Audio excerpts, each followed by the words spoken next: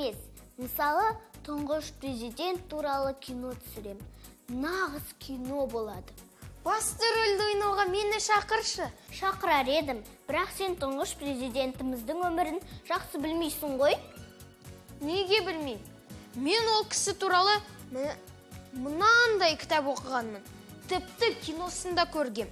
Сондықтан тұңғыш президентіміздің рөлін ойнауға әбден лайықпын. Біле білсең, ол сен сияқты сабақтан қашпаған. Мен қашқаным жоқ. Мен бүгін тұңғыш президент күніне арналған мерекеге бардым. Мен отырам. Мен отырам. Жоқ, мен. Не істеп жатсыңдар? Орынға таласып жатырмыз. Неге? Өйткені бұл жерде Нұрсұлтан Назарбаевтың өзі отырған. Солай ма? Жарайды, сендер таласа беріңдер. Мен мұражай аралауға кеттім. Біз де барайықшы.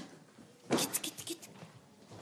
Тұңғыш президент күні қарсаңында біздер Қарасай Батыр атындағы елбасымыздың білім алған мектебіне қонаққа бардық. Мектепке кіре сала қабырғаларда ілінген елбасының суреттері көзімізге түсті. Өлкетану мұражайында елбасының мектеп қабырғасымен байланыстыратын жеке заттары сақталған. Мұражайдағы барлық жәдігерлердің айтары көп. Әр заттың өзіндік тарихы бар.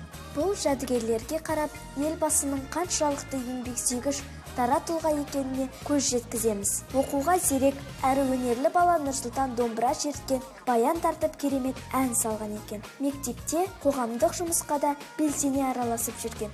Эльмира апай, бүгінгі шара туралы айтып бересіз бе? Жақсы. Бүгін біздің мектеп Абай атындағы орта мектеп гимназияда елбасына сүйіспеншілік тақырыбында үлкен ауқымды іс-шара өткізілуде. Сондай-ақ елбасының 93 жылы 2008 жылы келген сәтінен ең қызықты сәттерді және құнды жәдігерлермен балаларды таныстырдық. Мереке қарсаңында өлкетану мұражайында елбасымызбен бірге оқыған сыныптастары, достары да келген болатын. Бұл мұражайда президентіміздің 6-7 сыныптардағы баға алған табелдері сол күйі сақталған.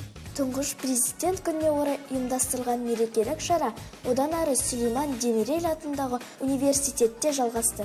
Мұнда да мерекеге орай Қазақстан Республикасының тұңғыш президентіне арналған бұрыштың салтанатты ашылуы рәсімі өтіп жатты. Концерттік бағдарламалар, көңілді ән мен би барша қонақтарға қуанышты күн сыйлады.